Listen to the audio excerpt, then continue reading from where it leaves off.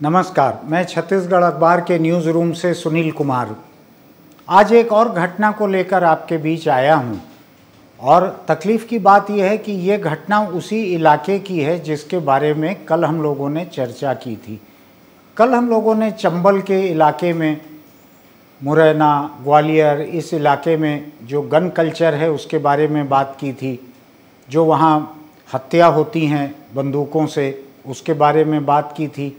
और आज एक खबर और आ गई, शिवपुरी जो कि उसी इलाके में है, वहाँ एक जन्मदिन की दावत चल रही थी।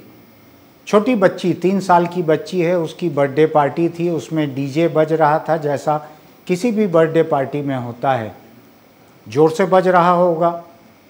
पड़ोस में भाजपा के एक नेता रहते थे, भूतपूर्व जिला अध्यक्ष हैं वो। उन्होंने मना किया कि आवाज़ बंद करो, शोर ज़्यादा हो रहा है। इस बात को लेकर दोनों परिवारों में झगड़ा हुआ, मारपीट हुई। इसके बाद जो हुआ वो बहुत खुलासे से जाने की ज़रूरत नहीं है, लेकिन जब झगड़ा बढ़ा तो इन्होंने, भाजपा के जो नेता हैं, इन्होंने अपने जवान बेटे को कहा, ज़रा मेरी बंदूक लेके आओ और मारो इसको गोली, आगे जो होगा मैं देख लूँगा। ऐसा खबरों में आया है, ऐसा पुलिस का बताया हुआ है। तो जिस बच्ची का जन्मदिन चल रहा था, उसके पिता को इस लड़के ने गोली मारी, उसका सर फट गया, खोपड़ी फट गई उसकी, मर गया मौके पर ही। गिरफ्तारी हो गई है बाप बेटे की, दोनों की। लेकिन इस झगड़े की शुरुआत हुई है एक शोरगुल से कि एक जन्मदिन का डीजे इतना तेज बज रहा था कि उसको बर्दाश्त करना मुश्किल हुआ। जाहिर है कि तकलीफ हुई होगी, लेकिन ये बात इतनी हिंसा तक पहुंच जाए, ये भी बड़ी अटपटी बात है। किसी की हत्या हो जाए, ये भी अटपटी बात है। लेकिन शिवपुरी की इस ताज़ा घटना को केवल मैं चर्चा की शुरुआत के लिए इस्तेमाल कर रहा हूँ। मैं पूरे देश में अलग अलग जगहों पे, अलग अलग प्रदेशों के हाई कोर्ट, कुछ सुप्रीम कोर्ट के आदेश हैं, अलग अलग हाई कोर्ट के आदेश हैं, बहुत सारे आदेश हैं ऐसे कि शोरगुल को कम कैसे किया जाए, जो लाउड स्पीकर बजते हैं उनको कम कैसे किया जाए। इससे छत्तीसगढ़ भी जूझ रहा है बहुत बुरी तरह, और मैं छत्तीसगढ़ की चर्चा ज़रूर कर रहा हूँ, लेकिन मेरा मानना है कि कमोबेश देश में अधिकतर जगहों पे हालत ऐसी ही है। धर्म, राजनीति, सामाजिक कार्यक्रम, निजी कार्यक्रम, पैसे वालों की दावतें, इनका हिंसक मिजाज पूरे देश में एक जैसा है। तो मैं यहाँ की चर्चा इसलिए कर रहा हूँ कि इसकी कुछ मिसालें हमारे सामने हैं, लेकिन ये बात पूरे देश पर लागू होती है। ये केवल यहाँ की, इस प्रदेश की रिपोर्ट नहीं है।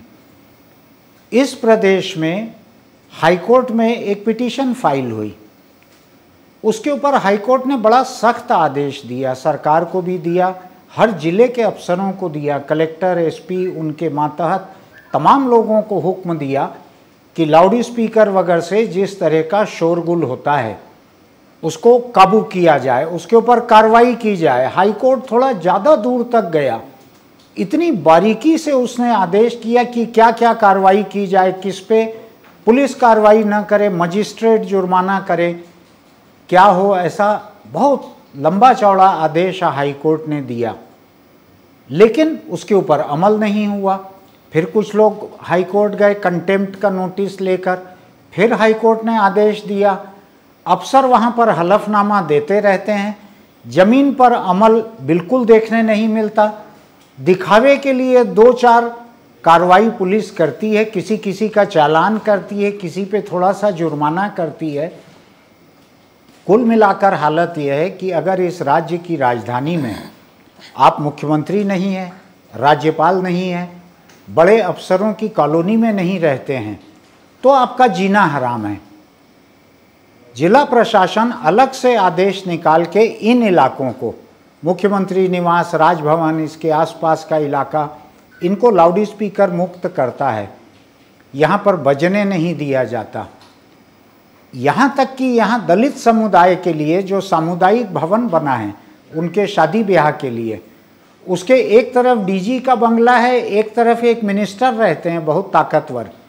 तो पिछली सरकार के समय से, भाजपा सरकार के समय से ये लगातार चल रहा है कि वहाँ पर उस दलित सामुदायिक भवन में लाउड स्पीकर नहीं बजाने दिया जाता। वहाँ शादी होती है तो बिना लाउड स्पीकर होती है, क्योंकि वहाँ से मंत्रियों के बंगले आसपास हैं, अफसरों के बंगले आसपास हैं। लेकिन बाकी पूरे शहर में, बाकी पूरे प्रदेश में, चाहे अस्पताल में मरीज मर जाए, चाहे घरों में बीमार मर जाए, किसी तरह का कोई काबू नहीं है लाउड स्पीकर के ऊपर। मैं इस बारे में बहुत ज़्यादा बोलना नहीं चाहता, क्योंकि आज हमने यहाँ पर हमारे एक परिचित और प्रदेश के एक सामाजिक कार्यकर्ता नितिन सिंघवी जी को भी बात करने के लिए आमंत्रित किया है, जिन्होंने 2016 में पहली पिटीशन छत्तीसगढ़ हाई कोर्ट में इस बारे में लगाई थी। नितिन जी, आपका स्वागत है, आइए। नितिन जी, ये 2016 में आपने हाई कोर्ट में जो पिटीशन लगाई, उसमें थोड़ा सा बतलाइए कि किस बारे में थी वो, बहुत संक्षिप्त में। दिखेगा कि साउंड पोल्यूशन के ऊपर में निर्णय दिया गया था। पहला जो था कि जो वाहनों में डीजे रख के बजाया जाता था, उसके ऊपर से 2 पार्ट्स में उन्होंने बताया था कि पहले तो जैसे ही वो डीजे बजते हुए मिलेंगे तो उन इंस्ट्रूमेंट्स को जब्त करना है और तभी छोड़ा जाना है जब मजिस्ट्रेट को उसको छोड़ेगा। दूसरा कि उस गाड़ी का रिकॉर्ड रखना है, दूसरी बार वो गाड़ी अगर पकड़ाई तो उसका परमिट कैंसिल करना है और परमिट तब तक रिस्टोर नहीं होगा जब तक कि हाई कोर्ट नहीं बोलेगा। दूसरी बात उन्होंने बोली कि बहुत रिलीजियस फंक्शंस हैं, सामाजिक फंक्शन हैं और इत्यादि जितने भी हमारे धार्मिक बर्थडे पार्टी वगैरह होती है, इसमें रात को 10 बजे के बाद बजते रहते हैं, तो पुलिस जाएगी और उनको बताएगी कि हाई कोर्ट का ये आदेश है। अगर वो नहीं मानते हैं तो उनके विरुद्ध में हाई कोर्ट में आदेश का पालन नहीं करने का कंटेम्प्ट करना है। बहुत बड़ा ये उन्होंने आदेश दे रखा है। इसके अलावा school, college, government offices, government hospitals के पास में 100 मीटर्स क्रॉस लाइन, इतने में बिल्कुल भी नहीं बचने का है। चौथा जो महत्वपूर्ण उन्होंने बात बोली है कि जो वो है ट्रक, बसेस और जो बाकी जगह पे जो हमारे यहाँ पर मल्टी टोन हॉर्न्स हैं, प्रेशर हॉर्न्स हैं, ये आपको जैसे भी मिलेंगे उसको डिस्ट्रॉय कर देना है ऑन स्पॉट और उन गाड़ियों को रिकॉर्ड्स रखना है, मालिक और ड्राइवर दोनों का। और अगर वो दोबारा पकड़ा जाता है तो वो गाड़ी, वो बस का परमिट निरस्त कर देंगे और वो परमिट तब तक के रिस्टोर नहीं किया जाएगा जब तक हाई कोर्ट नहीं बोलेगा। तो ये 2016 का आदेश था, इस पे हुआ क्या है? अब तो 5 साल पूरे हो गए हैं, 6 साल हो रहे हैं उसको। इस पे ग्रेजुअली जो है हमारे शहर जो है उसमें और ज़्यादा ध्वनि प्रदूषण हो जा रहा है। इसके ऊपर में कोई प्रोमिनेंट कार्रवाई नहीं की गई है। जो कार्रवाई की जाती है वो कोलाहल अधिनियम के अंतर्गत में की जाती है। हाईकोर्ट, माननीय हाईकोर्ट के आदेश का पालन में कहीं नहीं किया जाता है।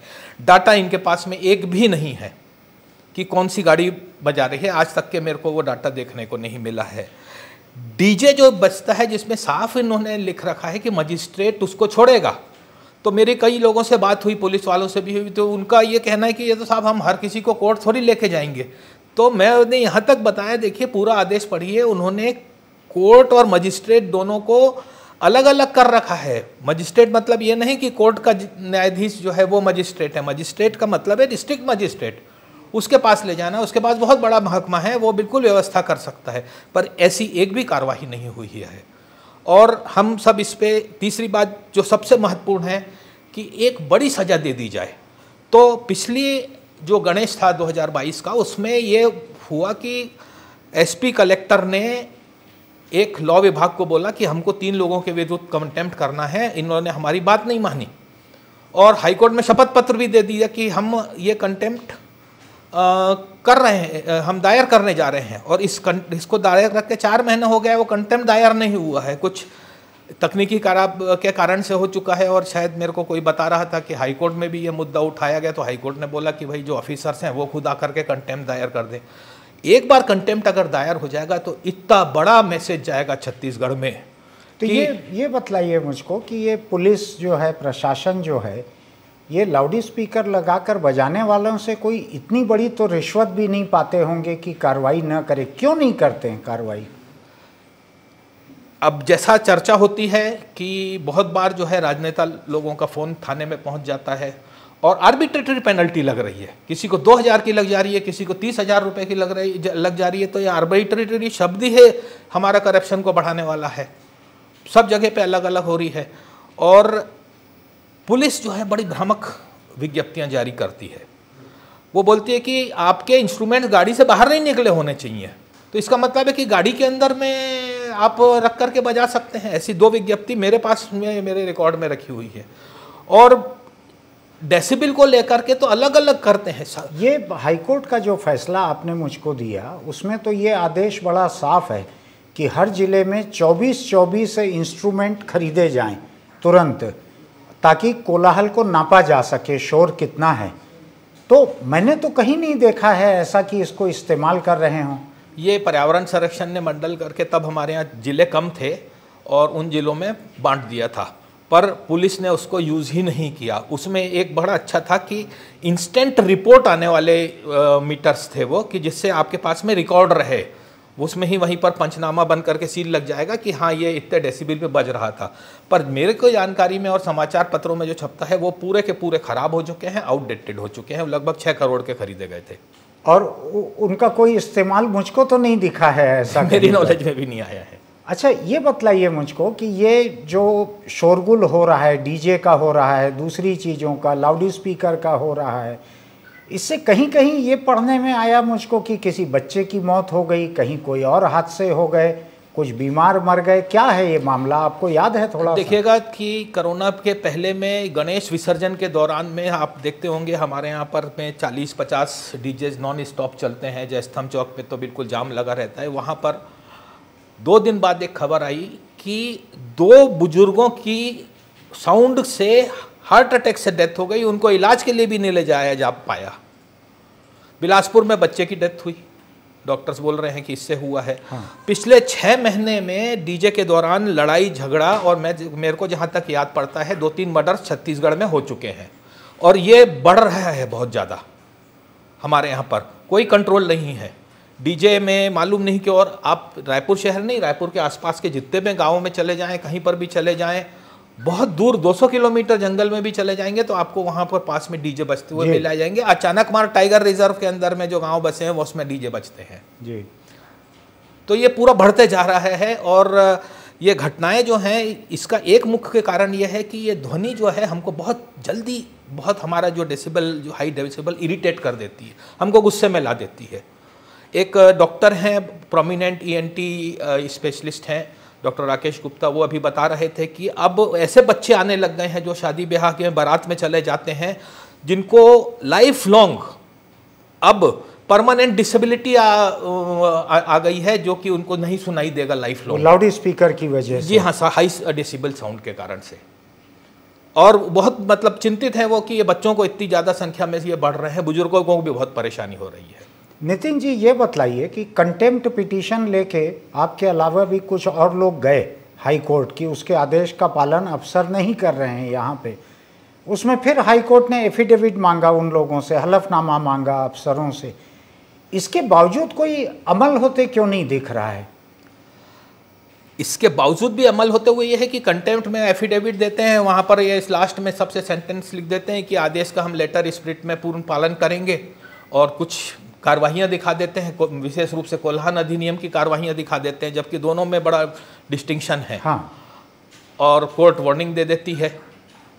ऐसा 4 बार अभी तक के, चौथा कंटेम्प्ट मेरी जानकारी में इस आदेश के विरुद्ध में लगाया गया है। 2019 के बाद से 2023 तक के 4 कंटेम्प्ट हो गए हैं, पर अभी तक के कोई जो है गंभीरता से लिया ही नहीं जा रहा है इस बात को।